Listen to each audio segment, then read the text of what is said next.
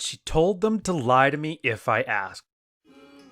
What is it we do in the red pill? We swap notes.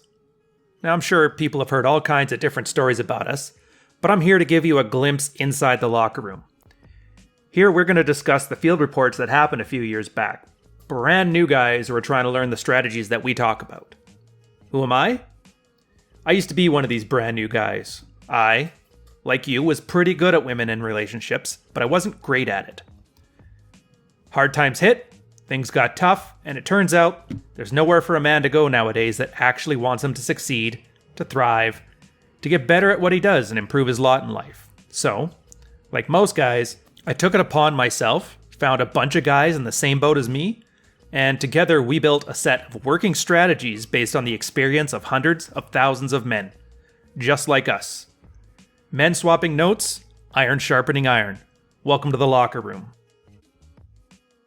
I'm the fittest one in our family by far. I don't cook much, but my wife pretty much sticks to a decent menu for us. The kids, 9 and 8, they eat pretty clean and make decent choices, and that's fine. All I want is guardrails at this point in their lives. Structure.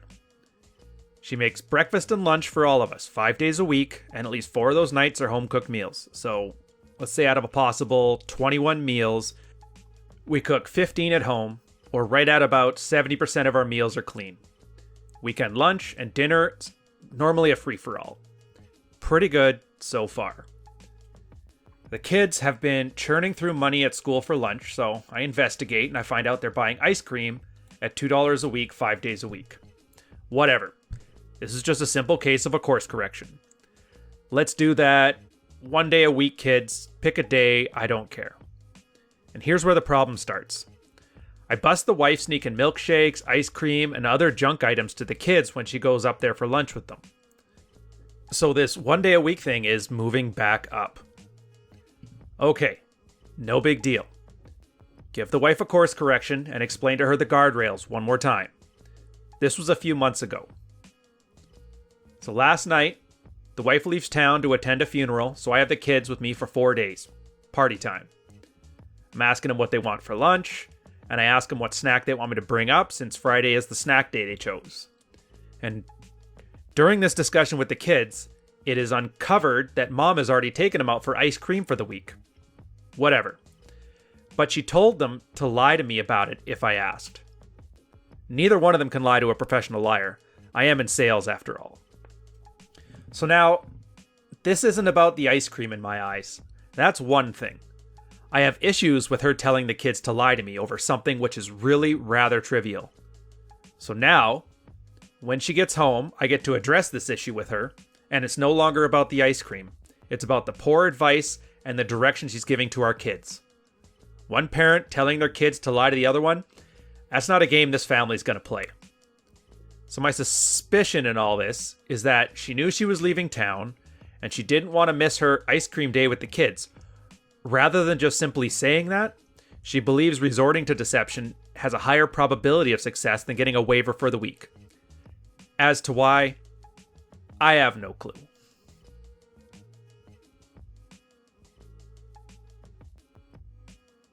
A couple terms to get out of the way before we get started. Guardrails. This one's not so much a red-pilled strategy as it is just a general parenting strategy. The idea of guardrails is you set boundaries for what's acceptable and what's not acceptable, and as long as you're within that, everything's fine. In this case, the parents deciding that the kids get to have snacks is fine, but they decide 1 day a week. In his case, you can see it's not so much a rule, but a guideline, but we'll get to that in the advice section here.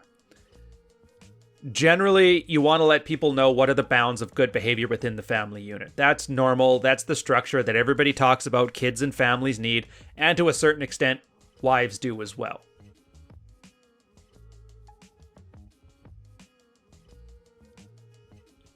Us versus the world.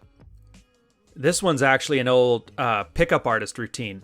The idea was, between you and the girl you're talking to, you create a little insular world of you and her, and you become a unit, at which point you get to address things outside, almost like you've just assumed that the both of you are a couple.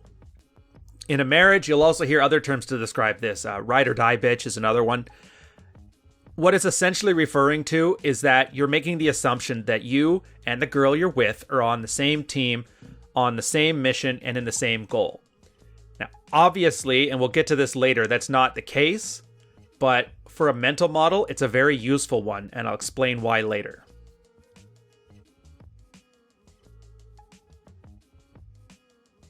First officer.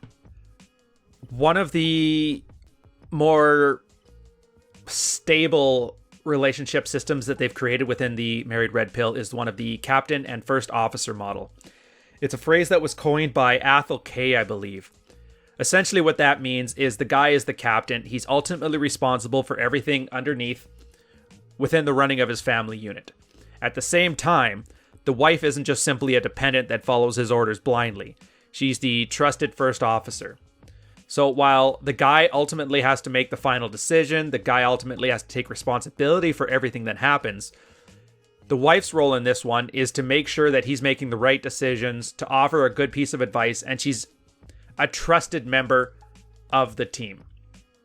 This one works well because girls are innately more neurotic than men. They have a harder time making decisions or taking responsibility for things, especially in a social sense.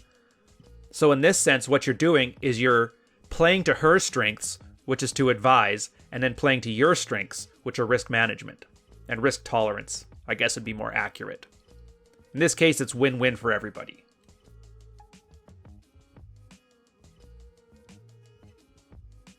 The oldest teenager in the room. This is an old one. An old article that came out really early in the Red Pill days, it referred to women as the oldest teenager in the room. Whether this is true or not is irrelevant. It's a helpful mental model that guys need to interpret because for the longest time we've been... I can't think of a nicer way to say brainwash, so I'll just use that. If you can find a better term, let me know and we'll go with it later. Brainwashed into thinking that the genders are essentially equitable in all ways and interchangeable. But that's not really the case.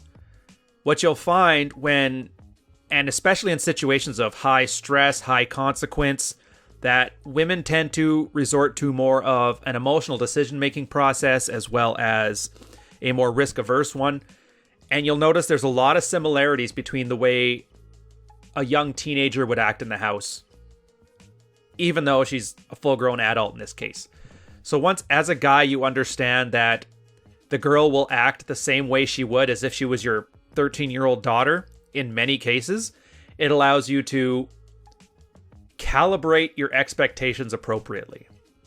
In this case, she's not going to be the pinnacle of stoicism and ultimate rationality. She's going to be emotional.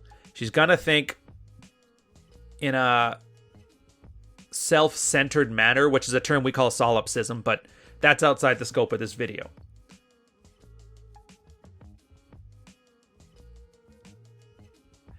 I really like this one. It's an interesting case study because it has multiple layers here that you need to kind of address. The first one is the wife lying or getting the kids to lie to the other parent. This is setting up a family for disaster, and it needs to be nipped in the bud. At the same time, you can't just start barking orders and demanding that you will not have the kids lie to me. This ignores the underlying reasons why it happened. Now, understanding what we talked about before about the oldest teenager in the house, the reason she lied to them is most likely a reputation one or to avoid any type of animosity in the house. And like I said, I'm going to have to guess on here, but in situations where this usually comes up, let's say they set up guardrails.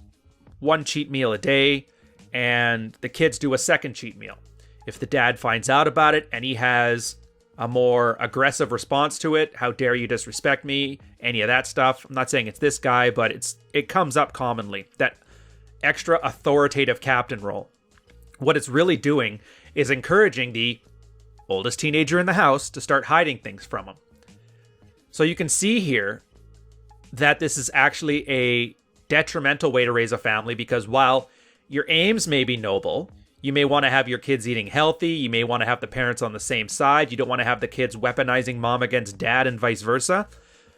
The strategy that the guy could use to achieve this, it needs to follow the same ones you would do in pickup, and that is to be non-judgmental. Sometimes things do need to change. Sometimes things are inappropriate, yes. But if you come at it with a heavy hammer, you're going to get the same response that a 13-year-old girl will get from dad. If dad says you can't leave this house to go talk to the boys, gets ultra authoritative, what does she do? She sneaks out the window and goes to see him anyway and then lies to you about it because she values the calmness between your relationship more than she values the truth or the ultimate goal you're looking to achieve here. And that's why looking at this like the oldest teenager in the room is a really good mental model and very helpful for you to build a strategy.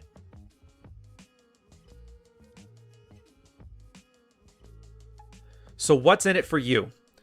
This story is just a goofy one about ice cream, and I know the guy, I've followed his report for a while. This couple ended up being divorced, and while this example in and of itself isn't a great marker as to why it happened, it's one of multiple issues that bubble to the surface. Now, we can argue whether it's something that he could have fixed. We could have argued it's something that he should have put up with at all.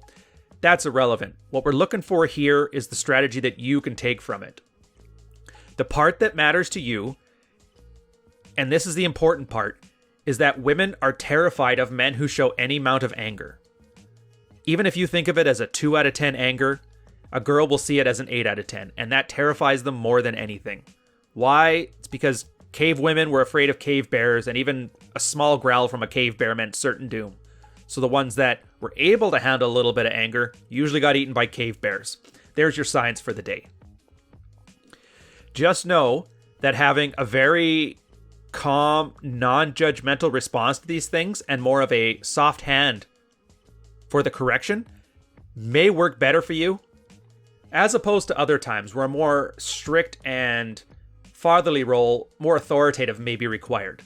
But this is the thing, you kind of have to calibrate it. You know the people you're with, you know how they react to things, try different things, find out where that sweet spot is for you. Some girls are ball busters and they can take it. Some are fragile, made of glass, and you have to use a sensitive touch. It is what it is.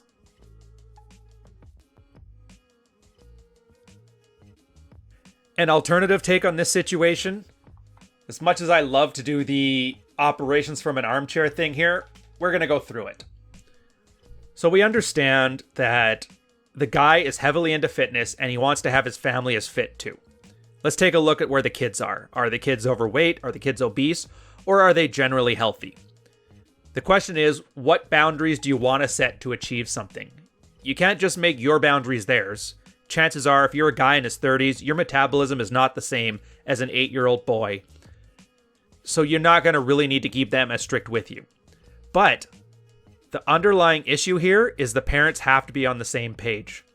These guys are going to be turning 13 soon. And the one thing that anybody who's been around teenagers will tell you is that once they hit that age, they're looking for any type of boundaries that they can push. It's just part of the development cycle. And so these formative years, while yes, they are about these good habits, they're more about training the other partner in your relationship to act as a team. You have to be on the same page. You can't have any cracks. You can disagree on things, but you back the parent first and then go quietly and deal with it offline, and then you come forward as a unified front again. Any disagreement can happen in front of the kids. A great example of a different situation that's kind of similar to this came from one of our senior moderators, and it's a great story, so I'll read it here. There's 2 modes my wife wants to default to: the first officer or the oldest teenager. My job is to give her the framework of the former so she doesn't revert to the latter.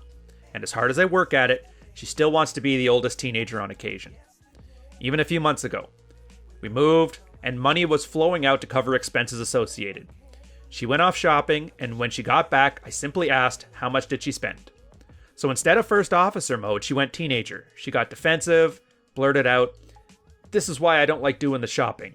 If you're going to hound me like this, go do it yourself." So, pass, cooler jets, take a day, and then I pull her aside. "Hey, I need you to put your big girl pants on.